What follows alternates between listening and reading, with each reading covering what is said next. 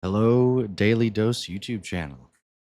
Today, we will be reading An Occurrence at Owl Creek Bridge for my Introduction to Short Fiction class. I figure this is a great way to actually motivate myself to read the short stories because I probably won't if I wasn't recording them. Anyways, an Occurrence at Owl Creek Bridge, first published July 13th, 1890. A man stood upon a railroad bridge in northern Alabama, looking down into the swift water 20 feet below. The man's hands were behind his back, the wrists bound with a cord. A rope closely encircled his neck. It was attached to a stout cross timber above his head, and the slack fell to the level of his knees.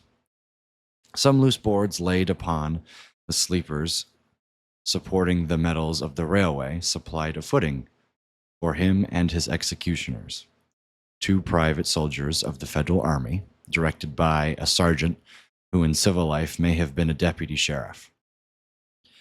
At a short remove upon the same temporary platform was an officer in the uniform of his rank, armed.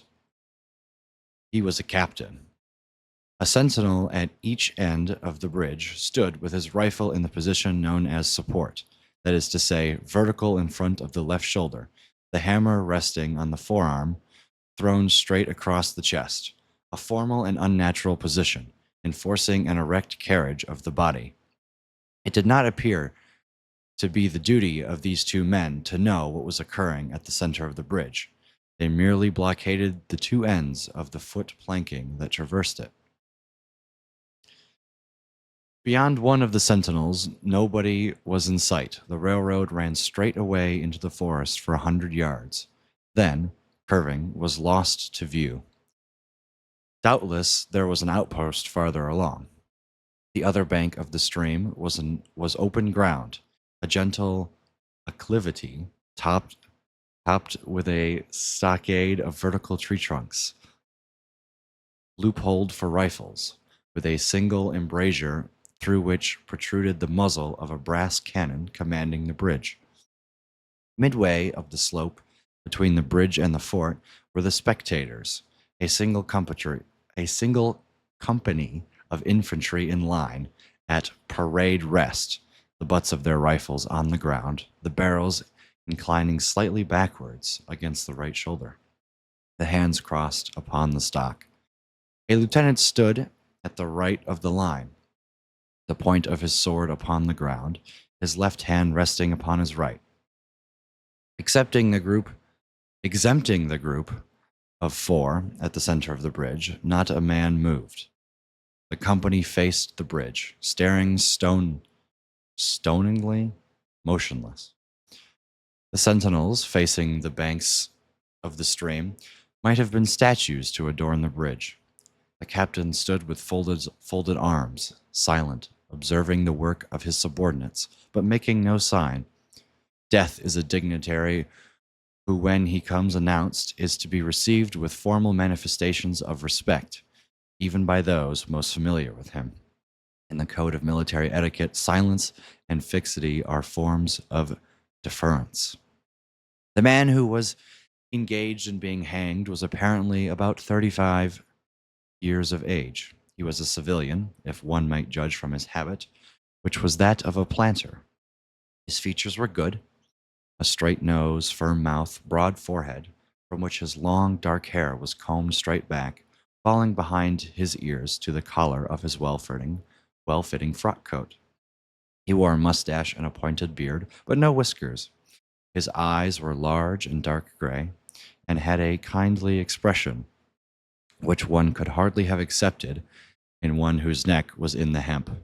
Evidently, this was no vulgar assassin.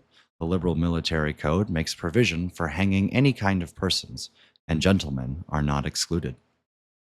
The preparations being complete, the two private soldiers stepped aside and each drew away the plank upon which he had been standing. The sergeant turned to the captain, saluted, and placed himself immediately behind that officer, who in turn moved apart one pace. These movements left the condemned man and the sergeant standing on the two ends of the same plank, which spanned three of the cross ties of the bridge.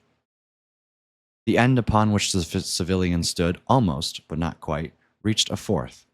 This plank had been held in place by the weight of the captain, who was it was now held up by that of the sergeant. At a signal from the former, the latter would step aside, the plank would tilt, and the condemned man would go down between two ties. The arrangement commended itself to his judgment as simple and effective. His face had not been covered, nor his eyes bandaged. He looked for a moment at his unsteadfast footing, and let his gaze wander to the swirling water of the stream racing madly beneath his feet. A piece of dancing driftwood caught his attention, and his eyes followed it down the current. How slowly it appeared to move. What a sluggish stream. He closed his eyes in order to fix his last thoughts upon his wife and children. The water, touched to gold by the early sun, the brooding mists under the banks at some distance down the stream, the fort, the soldiers, the piece adrift, all had distracted him. And now he became conscious of a new disturbance. Striking through the thought of his dear ones was a sound which he could neither ignore nor understand. Sharp, distinct, metallic percussion, the stroke of a blacksmith's hammer upon the anvil. It had the same ringing quality. He wondered what it was, and whether immeasurably distant or nearby. It seemed both. Its recurrence was regular, but as slow as the tolling of a death knell. He awaited each stroke with impatience and, he knew not why, apprehension. The intervals of silence grew progressively longer. The delays became maddening. With their greater infrequency, the sounds increased in strength and sharpness. They hurt his ear like the thrust of a knife. He feared he would shriek. What he heard was the ticking of his watch. He unclosed his eyes and saw again the water below him.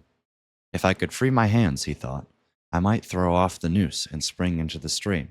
By diving, I could evade the bullets and, swimming vigorously, reach the bank, take to the woods, and get away home. My home, thank God, is yet outside their lines. My wife and little ones are still beyond the invaders' farthest advance. As these thoughts, which have here to be set down in words, were flashed into the doomsman brain rather than evolved from it, the captain nodded to the sergeant. The sergeant stepped aside. Peyton Farquhar was a well-to-do planter of an old and highly respected Alabama family. Being a slave owner, and like other slave owners, a politician, he was naturally an original secessionist and ardently devoted to the Southern cause. Circumstances of imperious nature, which it is unnecessary to relate here, had prevented him from taking service with the gallant army which had fought the disastrous campaign ending in the fall of Corinth. And he chafed under inglorious restraint, longing for the release of his energies, the larger life of the soldier, the opportunity for distinction. That opportunity, he felt, would come, as it comes to all in wartime. Meanwhile, he did what he could. No service was too humble for him to perform in the aid of the South, no adventure too perilous for him to undertake, if consistent with the character of a civilian who was at heart a soldier, and who in good faith and without too much qualification assented to at least a part of the frankly villainous dictum that all is fair in love and war. One evening Farquhar and his wife were sitting on a rustic bench near the entrance to his grounds. A gray-clad soldier rode up to the gate and asked for a drink of water. Mrs. Farquhar was only too happy to serve him with her white hands. While she was fetching the water, her husband approached the dusty horseman and inquired eagerly for news from the front. "The Yanks are repairing the railroads," said the man, "and are getting ready for another advance. They have reached the Owl Creek Bridge, put it in order, and built a stockade on the north bank. The commandant has issued an order, which is posted everywhere, declaring that any civilian caught interfering with the railroad, its bridges, tunnels, or train, will be summarily hanged. I saw the order."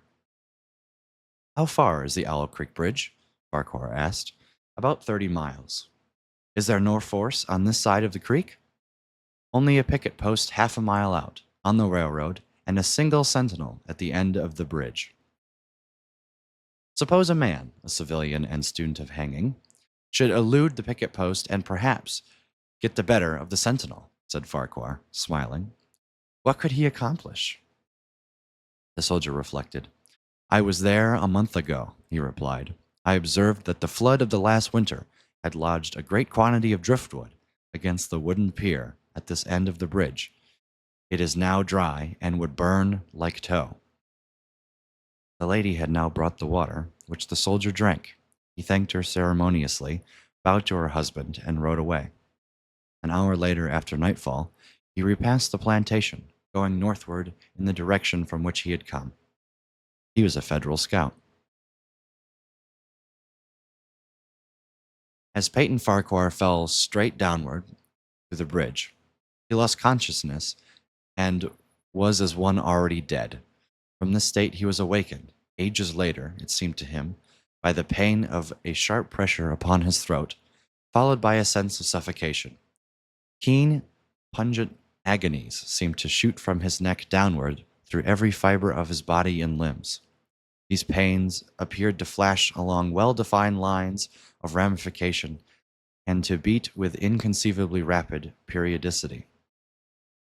They seemed like streams of pulsating fire, heating him to an intolerable temperature. As to his head, he was conscious of nothing but a feeling of fullness, of congestion.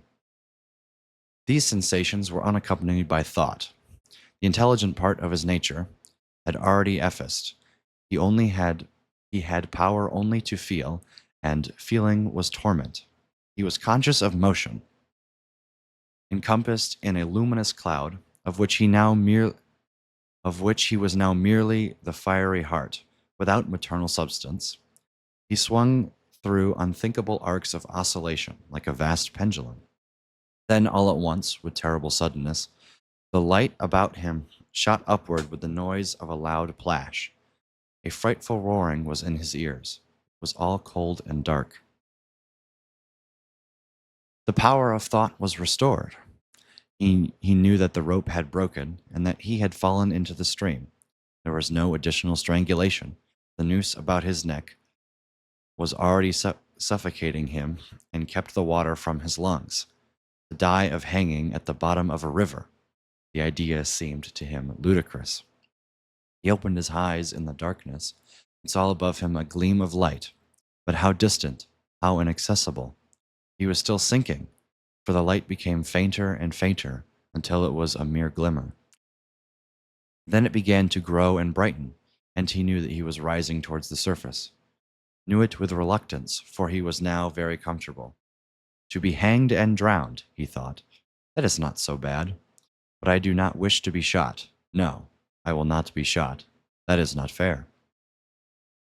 He was not conscious of an effort, but a sharp pain in his wrist apprised him that he was trying to free his hands. He gave the struggle his attention, as an idler might observe the feat of a juggler, without interest in the outcome. What splendid effort! What magnificent, what superhuman strength! Ah, that was a fine endeavor. Bravo! The cord fell away. His arms parted and floated upward, the hands dimly seen on each side of the glowing light. He watched them with a new interest, as first one and then the other pounced upon the noose at his neck. He tore it away and thrust it fiercely aside, its undulations resembling those of a water snake. Put it back! Put it back! He thought he shouted these words to his hands, for undoing of the noose had been succeeded by the dearest pang that he had yet experienced. His neck ached horribly, his brain was on fire, his heart, which had been fluttering faintly, gave a great leap, trying to force itself out of his mouth. His whole body was racked and wrenched with an insupportable anguish, but his disobedient hands gave no heed to the command. They beat the water vigorously with quick downward strokes, forcing him to the surface. He felt his head emerged. His eyes were blinded by the sunlight. His chest expanded convulsively, and with supreme and crowning agony, his lungs engulfed a great draught of air, which instantly he expelled in a shriek. He was now in full possession of his physical senses. They were, indeed, paternally keen, or preternaturally keen and alert. I have no idea what that word means. Something in the awful disturbance of his organic system. Something in the awful disturbance of his organic system had so exalted and refined them that they made record of things never before perceived. He felt the ripples upon his face and heard their separate sounds as they struck. He looked at the forest on the bank of the stream. He saw the individual trees, the leaves, and the veining of each leaf. He saw the very insects upon them, the locusts, the brilliant bodied flies, the gray spiders stretching their webs from twig to twig. He noted the prismatic colors in all the dewdrops upon a million blades of grass, the humming of the gnats that danced above the eddies of the stream, the beating of the dragonfly's wings, the strokes of the water spider's legs, like oars which had lifted their boat. All these made audible music. A fish slid along beneath his eyes, and he heard the rush of its body parting the water.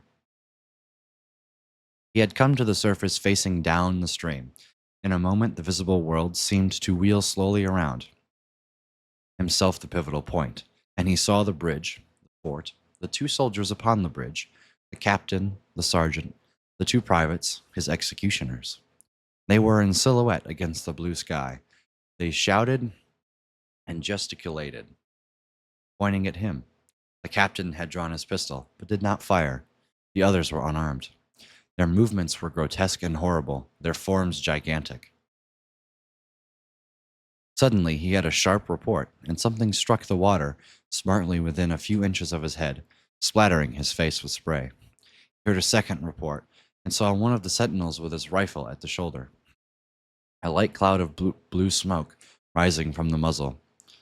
The man in the water saw the eye of the man on the bridge gazing into his own through the sights of the rifle. He observed that it was a gray eye, and remembered having read that gray eyes were the keenest, and that all famous marksmen had them. Nevertheless, this one had missed. A counterswirl had caught Farquhar and turned him half around. He was again looking into the forest on the bank opposite the fort. The sound of a clear, high voice in monotonous sing-song now rang out behind him and came across the water with a distinctness that pierced and subdued all other sounds, even the beating of the ripples in his ears. Although no soldier, he had frequented camps enough to know that the dread significance of that deliberate, drawing, aspirated chant. The lieutenant on shore was taking a part in the morning's work. How coldly and pitilessly, with what an even, calm intonation, presaging and enforcing tranquility into the men, with what accurately measured interval, fell those cruel words. Attention, company. Shoulder arms. Ready. Aim. Fire. Farquhar dived as deeply as he could. The water roared in his ears like the voice of Niagara, yet he heard the dull thunder of the volley and, rising again towards the surface, met shining bits of metal, singularly flattened, oscillating slowly downwards. Some of them touched him on the face and hands, then fell away, continuing their descent. One lodged between his collar and neck. It was uncomfortably warm, and he snatched it out. As he rose to the surface, gasping for breath, he saw that he had been a long time under water. He was perceptibly farther downstream, nearer to safety. The soldiers had almost finished reloading. The metal ramrods flashed all at once in the sunshine as they were drawn from the barrels, turned in the air, and thrust into their sockets. The two sentinels fired again, independently and ineffectually. The hunted man saw all this over his shoulder. He was now swimming vigorously with the current. His brain was as energetic as his arms and legs. He thought with the rapidity of lightning. The officer, he reasoned, will not make that martinet's error a second time. It is as easy to dodge a volley as a single shot. He has probably already given the command to fire at will. God help me, I cannot dodge them all. An appalling plash within 2 yards of him was followed by a large rushing sound, diminuendo, which seemed to travel back through the air to the fort and died in an explosion which stirred the very river to its deeps. A rising sheet of water curved over him, fell down upon him, blinded him, strangled him. The cannon had taken a hand in the game. As he shook his head free from the commotion of the smitten water, he heard the deflected shot humming through the air ahead, and in an instant it was cracking and smashing the branches in the forest beyond. They will not do that again, he thought. The next time they will use a charge of grape. I must keep my eye upon the gun, as the smoke will apprise me. The report arrives too late. It lags behind the missile. That is a good gun. Suddenly, he felt himself whirled around and around, spinning like a top. The water, the banks, the forests, and now distant bridge, fort, and men, all were commingled and blurred.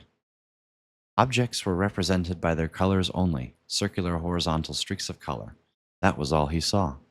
He had been caught in a vortex and was being whirled on with a velocity of advanced and gyration that made him giddy and sick. In a few moments, he was flung upon the gravel at the foot of the left bank of the stream, the southern bank, and behind a projecting point which had concealed him from his enemy. The sudden arrest of his motion, the abrasion of one of his hands on the gravel, restored him, and he wept with delight. He dug his fingers into the sand, threw it over himself in handfuls, and audibly blessed it. It looked like diamonds, rubies, emeralds. He could think of nothing beautiful which it did not resemble. The trees upon the bank were giant garden plants. He noted a definite order in their arrangements, inhaled the fragrance of their blooms. A strange roseate light shone through the spaces among their trunks, and the wind made in their branches the music of aeolian harps. He had no wish to perfect his escape, was content to remain in that enchanting spot until retaken. A whiz and rattle of grape shot among the branches high above his head roused him from his dream. The baffled cannoneer had fired him a random farewell. He sprang to his feet, rushed up the sloping bank, and plunged into the forest. All that day he traveled, laying his course by the rounding sun.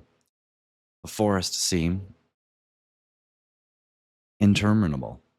Nowhere did he discover a break in it, not even a woodman's road. He had not known that he lived in so wild a region. There was something uncanny in that revelation. By nightfall, he was fatigued, footsore, famishing. The thought of his wife and children urged him on. At last, he found a road which led him in what he knew to be the right direction. It was as wide and straight as a city street, yet it seemed untraveled. No fields bordered it, no dwelling anywhere. Not so much as the barking of a dog suggested human habitation. The black bodies of trees formed a straight wall on both sides, terminating on the horizon in a point, like a diagram in a lesson in perspective. Overhead, as he looked up through this rift in the wood, shone great golden stars looking unfamiliar and grouped in strange constellations. He was sure that they were arranged in some order which had a secret and malign significance. The wood on either side was full of singular noises, among which, once, twice, and again, he distinctly heard whispers in an unknown tongue. His neck was in pain, and lifting his hand to it, found it horribly swollen. He knew that he had a circle of black where the rope had bruised it. His eyes felt congested. He could no longer close them. His tongue had swollen with thirst. He relieved its fever by thrusting it forward from beneath his teeth into the cold air. How softly the turf had carpeted the untraveled avenue. He could no longer feel the roadway beneath his feet. Doubtless, despite his suffering, he had fallen asleep while walking. For now he sees another scene. Perhaps he has merely recovered from a delirium. He stands at the gate of his own home. All is as he left it, and all bright and beautiful in the morning sunshine. He must have traveled the entire night. As he pushes open the gate, he passes up the, the wide white walk. He sees a flutter of female garments. His wife, looking fresh and cold and sweet, steps down from the veranda to meet him. At the bottom of the steps, she stands waiting, with a smile of infable joy, an attitude of matchless grace and dignity. Ah, how beautiful she is! She springs forward with extended arms. As he is about to clasp her, he feels a stunning blow upon the back of the neck. A blinding white light blazes all about him with a sound like the shot of a cannon, and then all the darkness and silence. Peyton Farquhar was dead. His body, with a broken neck, swung gently from side to side beneath the timbers of the Owl Creek Bridge. Well, thank you for listening. Hope you enjoyed. And more short stories coming to a daily dose of Rue Dog One. This has been An Occurrence at Owl Creek Bridge by Ambrose Bierce.